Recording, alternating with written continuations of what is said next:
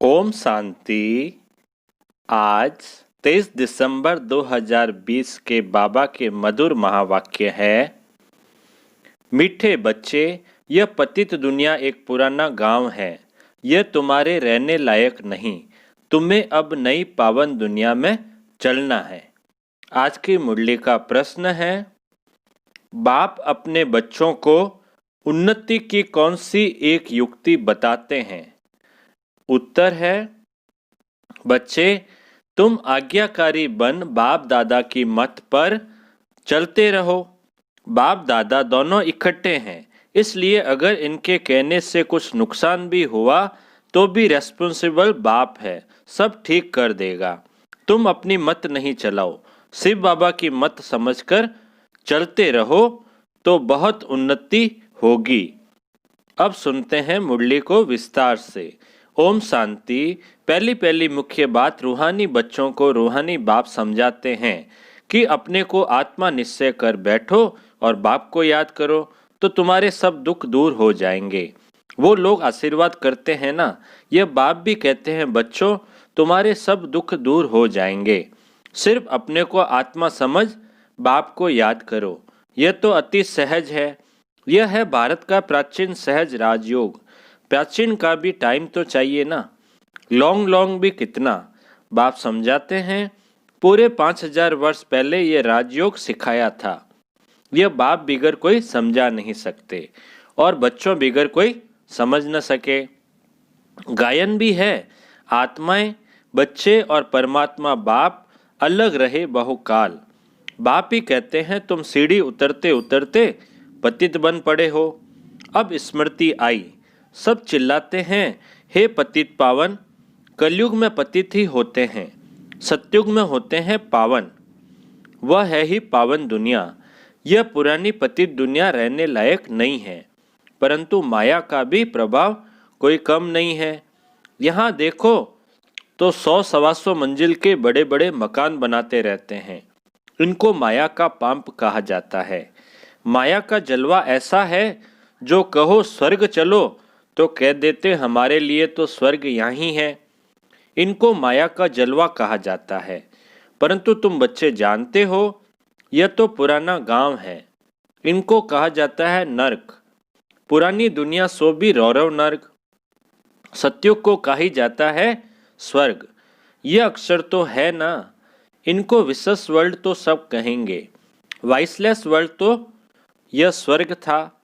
स्वर्ग को कहा जाता है वाइसलेस वर्ल्ड, नरक को विशेष वर्ल्ड कहा जाता है। इतनी भी सहज बातें क्यों नहीं किसकी बुद्धि में आती है।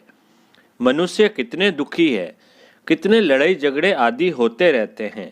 दिन प्रतिदिन बॉम्ब्स आदि भी ऐसे बनाते रहते हैं जो गिरे और मनुष्य खत्म हो जाए, परंतु तुच्छ बुद्धि मनुष्य समझते नहीं है कि अभी क्या होने वाला है। ये बातें कोई समझा नहीं सकते सिवाय बाप के। क्या होने वाला है? पुरानी दुनिया का विनाश होना है और नई दुनिया की स्थापना भी गुप्त हो रही है। तुम बच्चों को कहा भी जाता है गुप्त वॉरियर्स। कोई समझते हैं क्या कि तुम लड़ाई कर रहे हो? तुम्हारी लड़ाई है ही 5 विकारों से।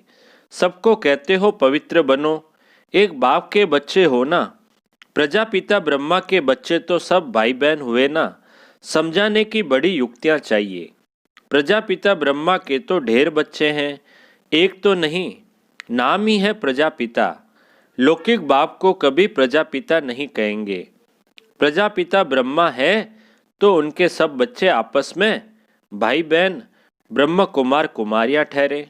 पापा कहते हैं प्रजापिता के बच्चे हैं तो आपस में क्या हो गए? भाई बहन हो गए, ब्रह्म कुमार कुमारियां ठहरे ना। परंतु समझते नहीं, जैसे पत्थर बुद्धि है, समझने की कोशिश भी नहीं करते। प्रजापिता ब्रह्मा के बच्चे भाई बहन हो गए, विकार में तो जान न सके। तुम्हारे बोर्ड पर भी प्रजापिता अक्षर बहुत जरूरी है। यह अक्षर तो जरूर डालना चाहिए। सिर्फ ब्रह्मा लिखने से इतना जोरदार नहीं होता है, तो बोर्ड में भी करेक्ट अक्षर लिख सुधारना पड़े। यह है बहुत जरूरी अक्षर। ब्रह्मा नाम तो फीमेल का भी है, नाम ही खुट गए हैं तो मेल का नाम फीमेल पर रख देते हैं। इतने नाम लाए कहाँ से? है तो सब ड्रामा प्लान अनुसार। बाप का वफादार आज्ञाकारी बनना कोई मासी का घर नहीं है। बाबा कहते हैं बाप का वफादार आज्ञाकारी बनना कोई मासी का घर नहीं है। बाप और दादा दोनों इकट्ठे हैं ना, समझ नहीं सकते हैं यह कौन है। तब शिव बाबा कहते हैं मेरी आज्ञा को भी समझ नहीं सकते। उल्टा कहे या सुलटा तुम समझो शिव बाबा कहते हैं तो रेस्पॉन्सिबल वह हो जाएगा। इनके कहने से कुछ नुकसान हुआ तो भी रेस्पॉन्सिबल वह होने से वह सब ठीक कर देगा। शिव बाबा का ही समझते रहो तो तुम्हारी उन्नति बहुत होगी। परंतु मुश्किल समझते हैं कोई फिर अपनी मत पर चलते रहते हैं। बाप कितना दूर से आते हैं तुम बच्चों को डायरेक्शन देने समझाने, और कोई पास तो यह स्पिरिचुअल नॉलेज है नहीं। सारा दिन यह चिंतन चलना चाहिए क्या लिखें जो मनुष्य समझे। ऐसे ऐसे सीधे अक्षर लिखने चाहिए जो मनुष्यों की दृष्टि पड़े। तुम ऐसा समझाओ जो कोई प्रश्न पूछने की दरकार ही न पड़े। बोलो बाप कहते हैं अपने को आत्मा समझ मुझे याद करो तो सब दुख दूर हो जाएंगे।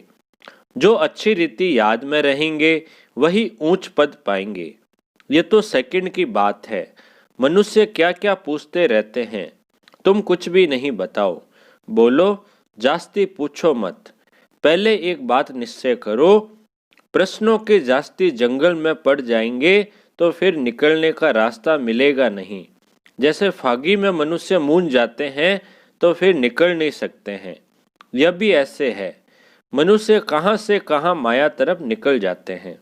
इसलिए पहले सबको एक ही बात बताओ, तुम तो आत्मा हो अविनाशी।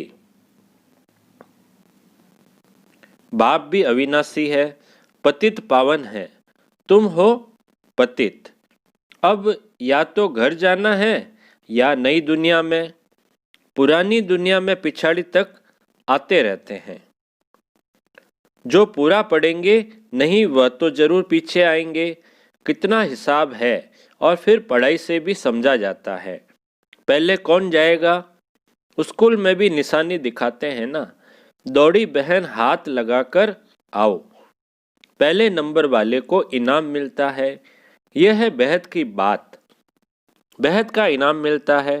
बाप कहते हैं याद की यात्रा पर रहो, देवी गुण धारण करने हैं, सर्वगुण संपन्न यहाँ बनना है। इसलिए बाबा कहते हैं चार्ट रखो।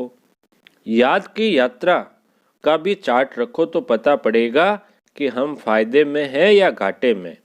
परंतु बच्चे रखते नहीं हैं। बाबा कहते हैं लेकिन बच्चे करते नहीं, बहुत थोड़े करते हैं। इसलिए माला भी कितनी थोड़ों की ही है। 8 बड़ी स्कॉलरशिप लेंगे फिर 108 प्लस में रहते हैं ना। प्लस में कौन जाएंगे? बादशाह और रानी, बहुत जरा सा फर्क रहता है। तो बाप कहते हैं पहले अपने को आत्मा समझो और बाप को याद करो। यही है याद की यात्रा। बस यही बाप का मैसेज देना है। टिक टिक करने की दरकार नहीं, मन मना भाव। देह के सब संबंध छोड़ पुरानी दुनिया में सबका बुद्धि से त्याग करना है, क्योंकि अब वापस जाना है। सबको वापस जाना है ना, तो बाबा कहते हैं अब वापस जाना है, अशरीरी बनना है। यहाँ बाबा याद दिलाते हैं फिर सारे दिन में बिल्कुल याद भी नहीं करते, श्रीमत पर नहीं चलते हैं, बुद्धि में बैठता नहीं है। बाप कहते हैं नई दुनिया में जाना है तो तमो प्रधान से सतो प्रधान बनना है। बाबा ने हमको राज्य भाग्य दिया, हमने फिर ऐसे गंवाया। 84 जन्म लिए, लाखों वर्ष की बात नहीं। बहुत बच्चे अल्फ को न जानने के कारण फिर बहुत प्रश्न पूछते रहते हैं। बाप कहते हैं पहले मामेकम याद करो तो पाप कट जाए और देवी गुण धारण करो तो देवता बन जाएंगे और कुछ पूछने की दरकार नहीं। अल्फ न समझ बेते की टिक टिक करने से खुद भी मूंझ जाते हैं, फिर तंग हो पड़ते हैं। बाप कहते हैं पहले अल्फ को जानने से सब कुछ जान जाएंगे। मेरे द्वारा मेरे को जानने से तुम सब कुछ जान जाएंगे, बाकी जानने का कुछ रहेगा नहीं। इसलिए 7 रोज रखे जाते हैं। 7 रोज में बहुत समझ सकते हैं। 7 दिन का कोर्स होता है ना, तो बाबा कहते हैं 7 रोज में बहुत समझ सकते हैं, परंतु नंबरवार समझने वाले होते हैं। कोई तो कुछ भी समझते नहीं, वह क्या राजा रानी बनेंगे, एक के ऊपर राजाई करेंगे क्या। हर एक को अपनी प्रजा बनानी है, टाइम बहुत वेस्ट करते हैं। बाप तो कहते हैं बिचारे हैं, बल कितने भी बड़े बड़े मर्तबे वाले हैं, परंतु बाप जानते हैं यह तो सब कुछ मिट्टी में मिल जाना है, बाकी थोड़ा समय है। विनाश काले विपरीत बुद्धि वालों का तो विनाश होना है। हम आत्माओं की प्रीत बुद्धि कितनी है वह तो समझ सकते हैं। कोई कहते हैं 1-2 घंटे याद रहती है, क्या लौकिक बाप से तुम 1-2 घंटा प्रीत रखते हो? सारा दिन बाबा बाबा करते रहते हो।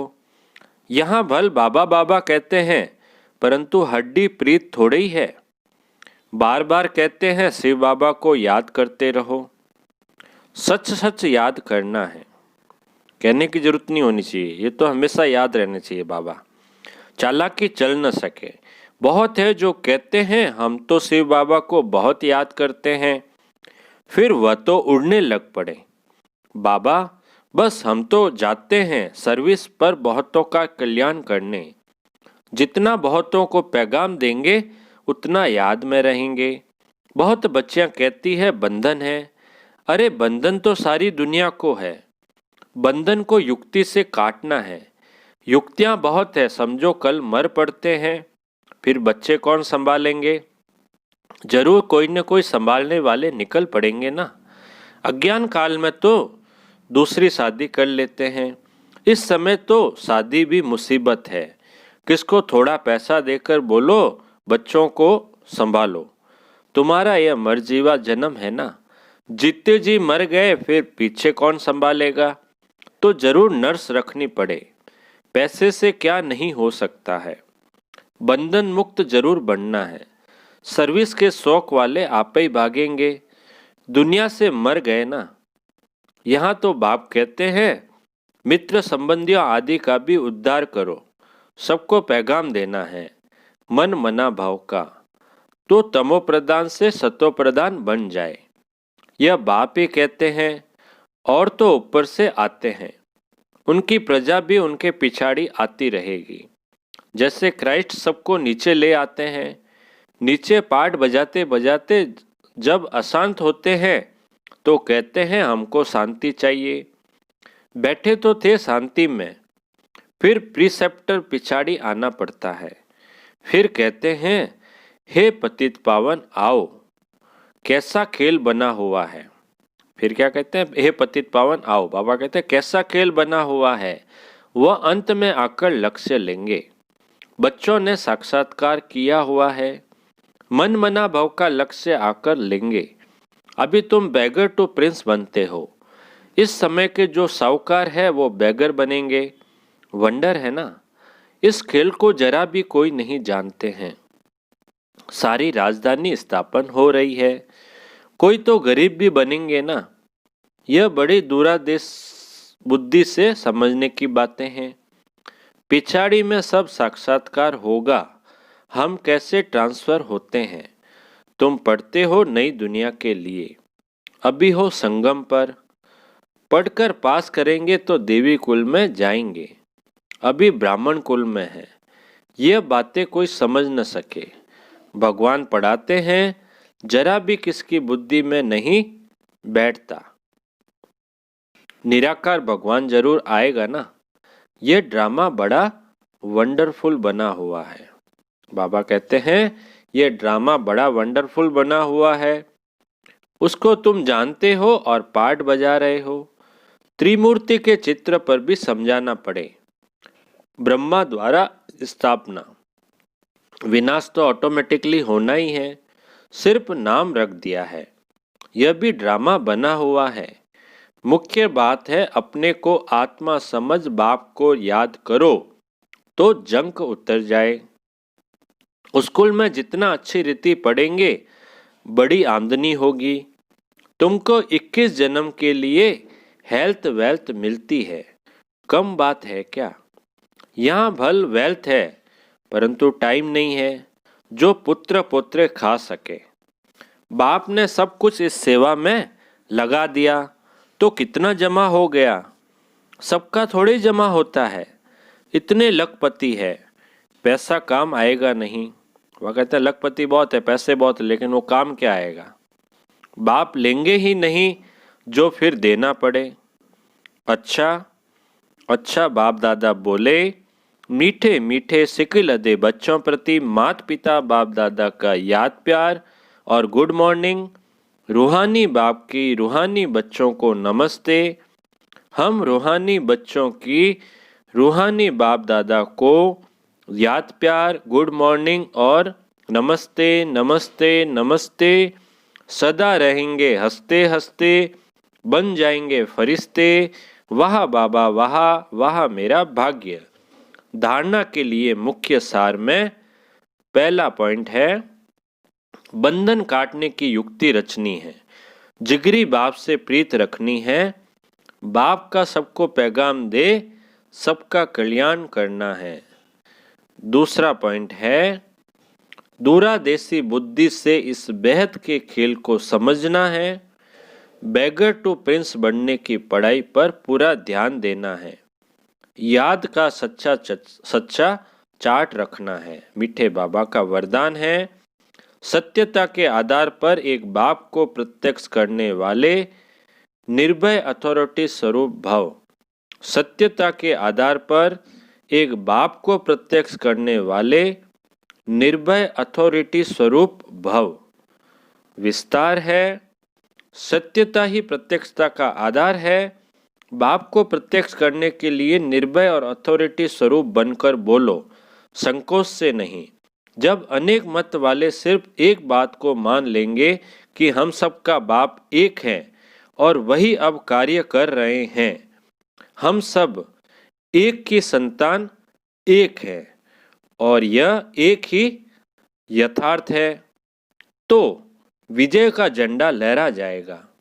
इसी संकल्प से मुक्तिधाम जाएंगे और फिर जब अपना अपना पार्ट बजाने आएंगे तो पहले यही संस्कार इमर्ज होंगे कि गॉड इज वन। यही गोल्डन एज की स्मृति है। स्लोगन है, सहन करना ही स्वयं के शक्ति रूप को प्रत्यक्ष करना है। सहन करना ही स्वयं के शक्ति रूप को प्रत्यक्ष करना है। अच्छा, ओम शांति।